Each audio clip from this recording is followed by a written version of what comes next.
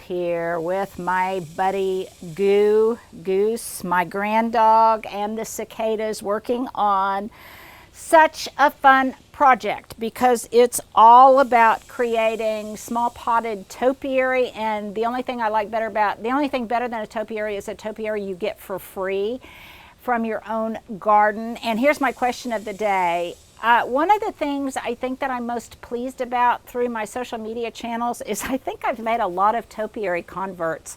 And I think all of you realize it's not very difficult, it's not very intimidating, and a lot of times it can be free. So here's my question. If you are someone who has engaged in topiary recently or are planning to, please let me know and what kind of plant you're using.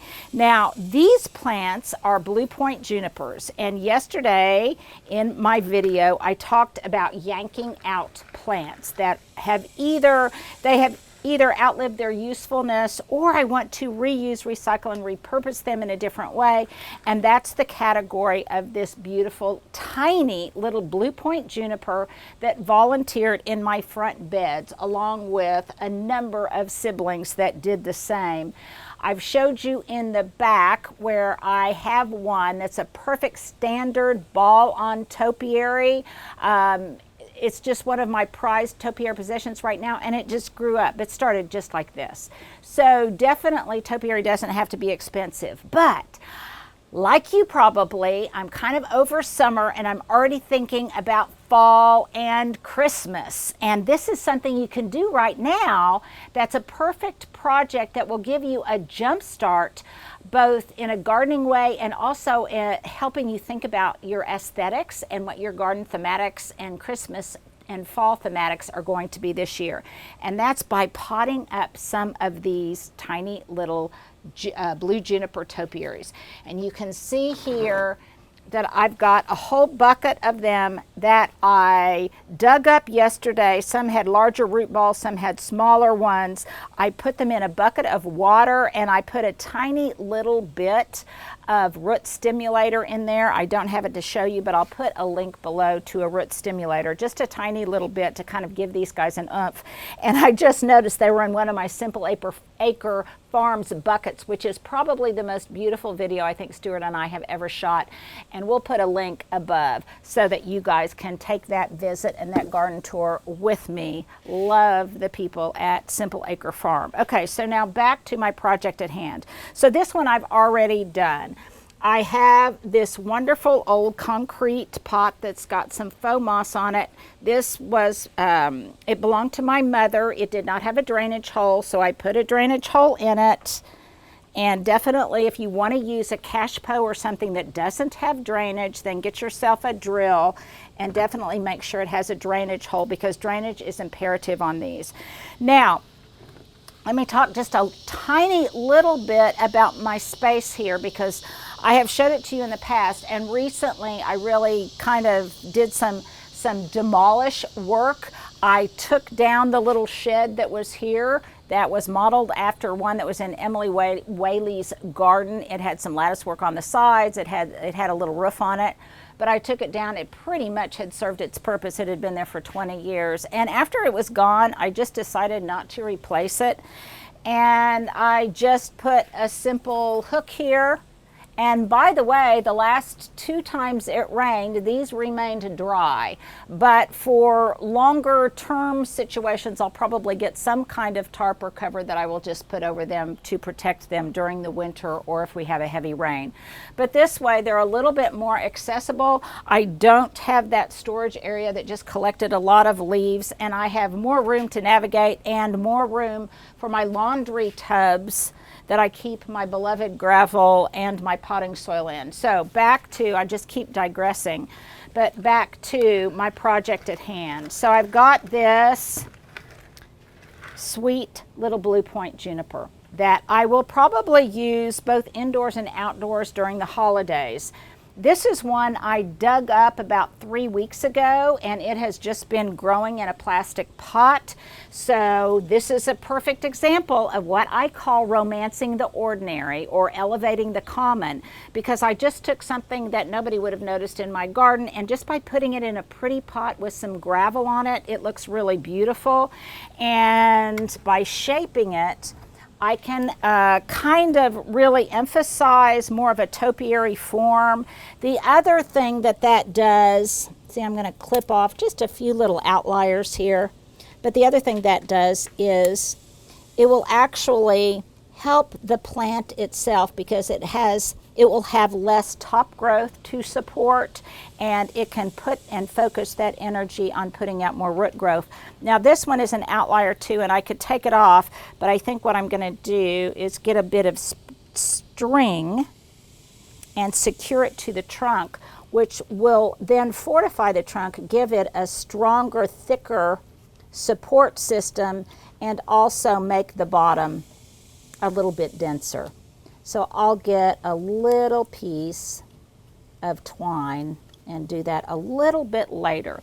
Now it's got kind of a weeping habit to it right now, and that is because after I dug it up, I put it in a situation that was a little bit more shady, so it just could recover. And it has done that pretty well, so now I will slowly acclimate it to more sunlight. And when I start doing that, it won't do this droopy thing. It will start stretching towards the sun and start filling out. It actually also looks a little bit yellow because it's a little baby, but as it grows up, it will take on that blue-green tint. Okay, so that's my number one. I'm going to set him out of the way because most of my plants, when I pot them up, here's another question for you. Do you have gender for your plants? So a lot of times some are hims and some are hers, and that one just happened to be a him. I always forget to put this in here, so I'm especially proud that I did. I just have a little lazy Susan in here, so that makes the job a little bit easier. Now, Stuart, if you don't mind focusing on my windowsill, for those of you who are kind of familiar with my house, inside this is my entryway room, kind of a morning room with a bevel glass window. My bar is just right underneath there. But I wanted to make sure that when I potted up all of these specimens for Christmas that they all spoke the same language. And of course, I wanted that language to be kind of old and mossy and dirty. So I selected these pots for two different reasons. One, they kind of have a similar aged patina, but also because they are slightly divergent in their size and in their stature. So I'll get a little bit of height differential when I finally use them for the holidays. And also because the little volunteers that I dug up, the little treelets, are of different sizes. So that will also help me determine which pot I will put them in. So let me start out with this one because it's got this gorgeous moldy patina on it. Matthew, I can't talk now, honey. I'll talk to you in a minute, okay?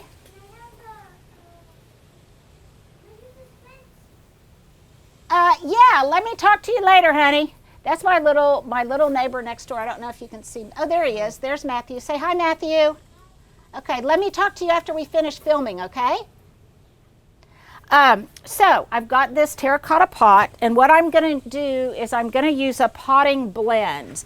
Now, normally you could use regular potting soil, you guys. I'm putting a shard at the bottom. This definitely has drainage. You could use regular potting mix, but what I'm doing is I'm blending a little bit of this potting mix, probably about 2/3 to 1/3, with some seed starter. And what I think that will do, this is just Jiffy seed starter. You could use any type, but I think what that will do is really help those roots that are rather traumatized from my digging them up penetrate the soil a little bit better. And then I'm not going to add a lot, but I am going to add, Goose, do you agree? I'm going to add just a tiny bit of a long-term fertilizer. This happens to be Brex Once.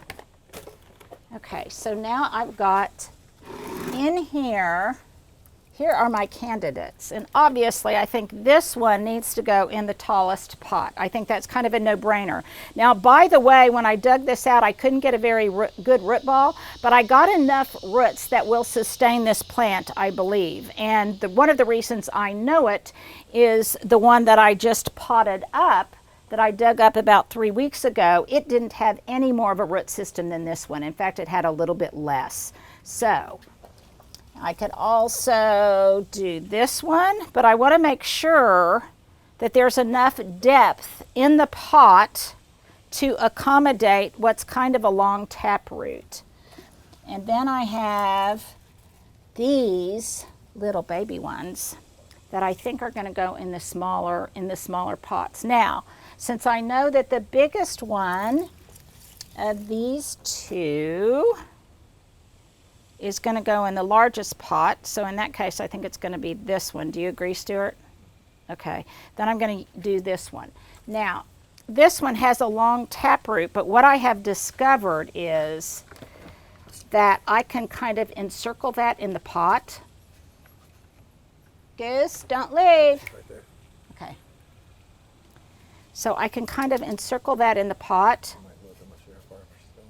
Okay, just keep an eye on her. We don't want Goose to run away. I don't think she...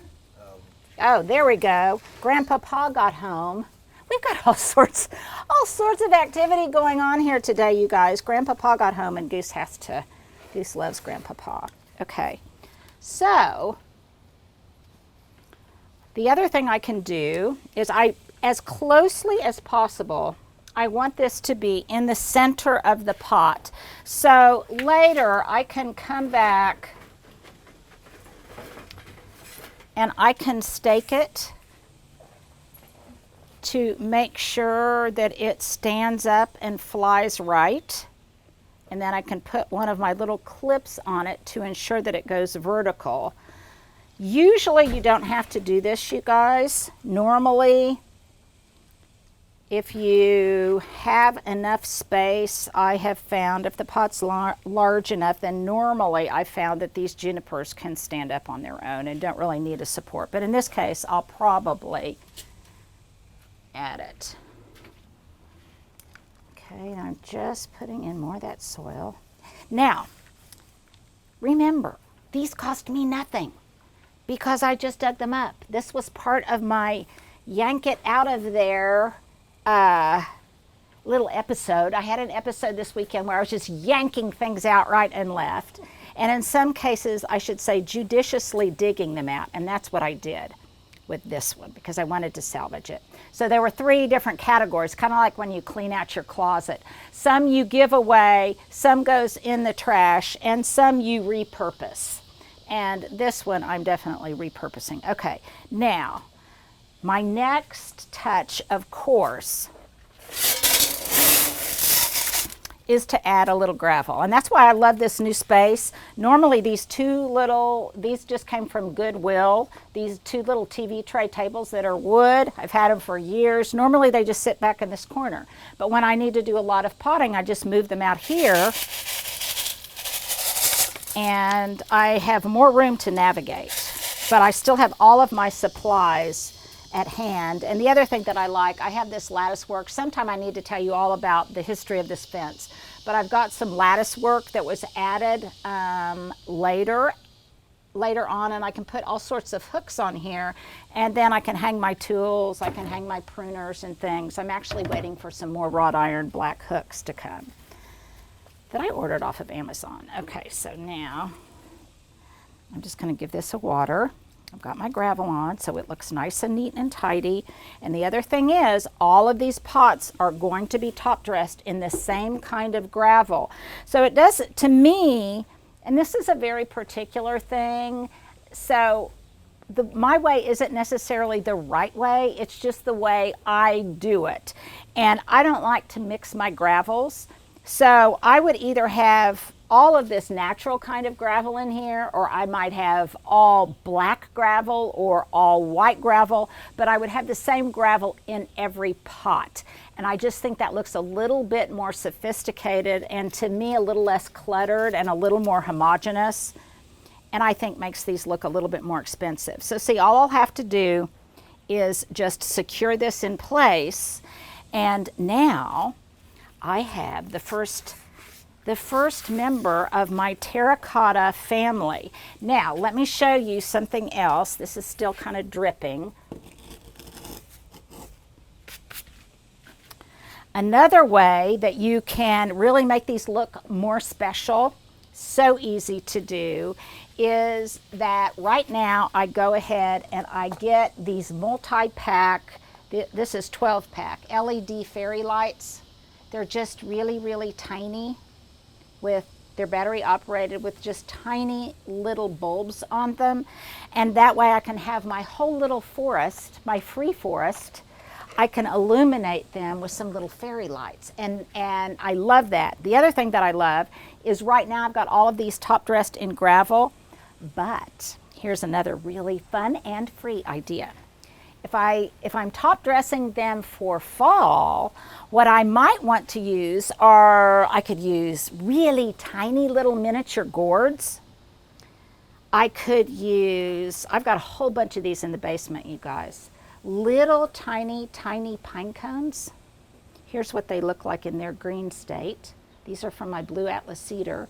And these are the kind of things that, like a squirrel, when I go to the park, I forage and I just stuff my pockets with these kinds of things, because then I can mulch my pots with just tons of tiny little pine cones or sweet acorns or just all sorts of things that speak to whatever season I'm in. These would also be cute if you wanted to top dress them and mulch them with tiny little green baubles, little green ornaments or something like that.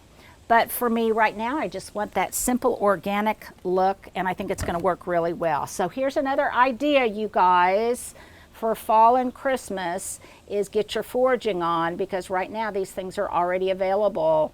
Like if I'm out walking goose and I spy something like this, I'm just like a little kid in a candy store. Okay, so now I've got another one. Another way that these are, I think, are just really wonderful. If you have a friend and they're into topiary, why not gift them a topiary, adorned in these little tiny fairy lights as a Christmas gift? I think that would be so, so sweet. And if you gave them a whole little topiary forest of them, just think how much this would cost if you got it at a florist or at a nursery. Just think.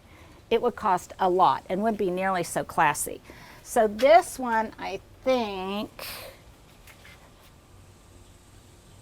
I'm undecided here. Do I want to put it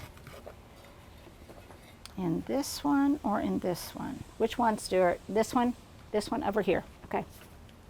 And I have a feeling I may have to find another candidate to dig up, maybe for that little bit bigger pot. Okay, so I'm going to do the same thing here. I need a tiny little shard. Here's one.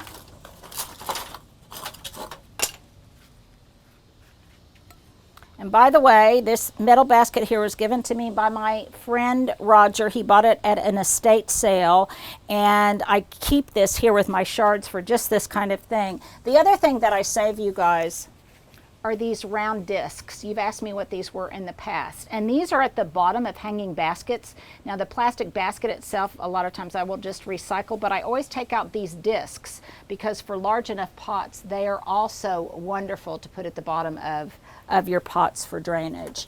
So I don't discard those, and I save those as well. So this guy, I think, I don't want to topiary this one up. I think I want him to be a classic Christmas tree shape. Don't you think, Stuart? Okay, so I'm going to put a little bit in here. You can tell how excited I get over these kinds of projects, and I would say that for me, these are the most fun gardening projects to do. And that's why I have way too many container plants, because I find it hard to just pull up and discard things like this. But fortunately, I always have enough people in my life that I can gift these to. And I just love the fact that these are not only from my garden, but from my heart.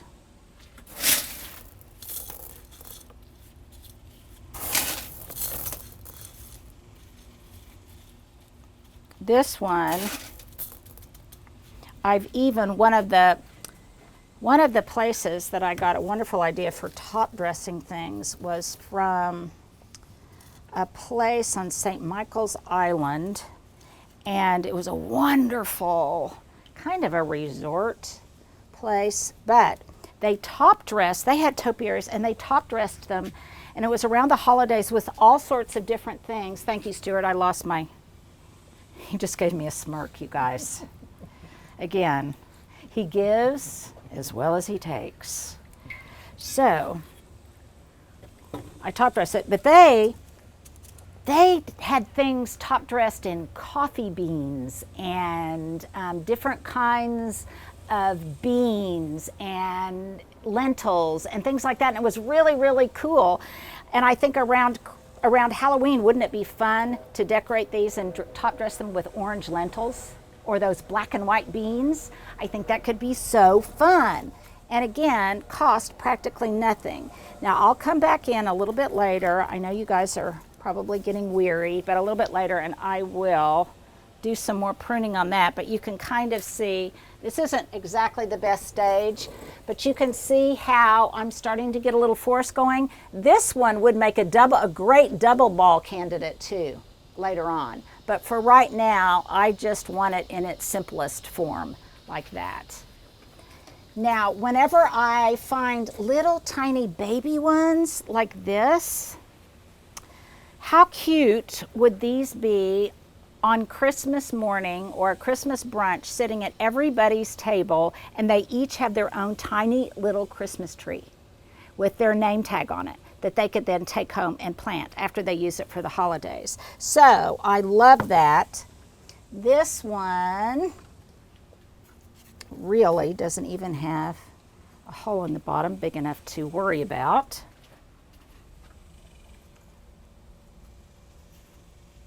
Plant it a little bit higher because I don't want that stem to get root rot. Again, you guys, if this works, more power to me. If it doesn't work, I had the enjoyment of doing this little exercise, and it didn't cost me anything. And especially because I had all of these pots already lying around. I had a bag of my Earth Essence gravel from Lowe's. That's where I get it, you guys. But again, you select your gravel of choice. Okay, how cute is that? And I'll keep watering it till those bubbles stop. Stuart, can you see those bubbles? I'm going to keep watering till that stops, so I know that all of the air pockets are out of there. Hello, Goose. Okay, so I've got another one. Isn't that so cute? And again, how sweet would these be with little tiny fairy lights? So that is my shopping for free from your garden when you yank out your plants. And trust me, if you haven't watched those other previous two videos, you want to, because it is so, yeah, we'll put this, Stuart will put the link above, because it's so gratifying. I haven't had that much fun in a long time. It's not what you put in, it's what you edit out that makes the biggest difference, both I think in life and definitely in your garden, and it also gives you the most satisfaction. So I think these are, I could stop there because I like doing things in threes. Mama bear, Papa bear, and baby bear. Aren't they so cute? I think they are really, really adorable. So I'll let those grow on. By the way, you guys, another fun idea along this same line was, and I think these are on sale now on QVC. I'll put a link above. These seed starter kits, really a great deal right now. And my friend Monica, that does my starts for me because I just don't have enough room really, and she does better than I do. She started all of these little lemon cypress trees. which are supposedly hard. It's hard to do, but she didn't have any problem doing it. I'll put a link to the video where she shows us all how, but by the same token, these, she said she just used a regular rooting hormone. So these work great, but speaking of thinking about decor for the holidays, how cute would it be to have a whole little caddy of these filled with little tiny lemon cypress trees or little tiny blue point junipers? Or down here you can see I have all sorts of cuttings of other things that she rooted for me. So any of those things would be absolutely dear, and then you could give everyone a little favor after your Christmas brunch or whatever, and they could take home one of the members of your seed starting mix. Then you'd still have the caddy to use for other things. So this one's in copper, but I love it in galvanized and black, whatever your aesthetic is. So there are some ideas. You can tell I'm already excited, enthusiastic, and thinking about fall and Christmas, and I bet you guys are too. So thanks for hanging in there with me. If you don't want to watch the fashion epilogue, just skip it and just go on to the next video. Well, here's my fashion epilogue for today, such as it is. This is a UVA, a University of Virginia t-shirt. It's one of my very favorites because my older son that lives in Singapore went to University of Virginia, and his getting into that school of our dreams was one of the best days of our family's life. So this has real importance to me, as do these shorts. If you watched yesterday's video, then you know their provenance. If not, then you might want to go back and watch yesterday's video. But here's a recap. These are what I call my African shorts. I wore them on my African honeymoon 32 years ago, I believe, and I just love them. They're Columbia. I wear them to this day. I love them. They obviously are very durable. And then these are the same Funky Monkey sandals that I have shown you a million times. These are permanently linked below, you guys. They're only like $17, and they come in 48 different colors and styles. They're an Amazon bestseller, and I love them. And my earrings are just, I don't know where. They're just another pair of hoops in my library of hoop earrings. So there you go. That's my fashion epilogue for today. If you're interested, if you weren't, then definitely just go on and watch the next video.